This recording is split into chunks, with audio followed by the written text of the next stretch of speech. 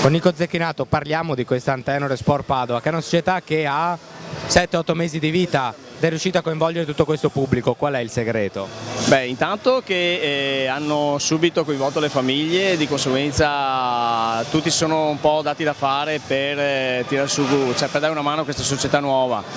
Le famiglie hanno avuto fiducia soprattutto nelle persone, in primis in Rodriguez, che tutti conoscono almeno qui nella nostra zona, e molto anche il professore De Vivo, che effettivamente è una pietra miliare per quello che riguarda l'educazione dei nostri ragazzi.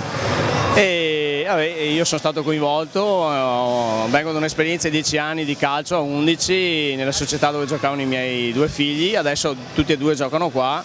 Prima ha iniziato con il calcio a 5 il più piccolo Elia, e quest'anno si è aggiunto il fratello, che è un 2002. Ma che poi calcio a 11 non è estraneo a questa società, perché è la prima del panorama padovano ad applicare la metodologia proprio di allenamenti calcio a 11, calcio a 5 nelle categorie più piccole. Ma una cosa che si può portare anche ai ragazzi più grandi, ci state pensando?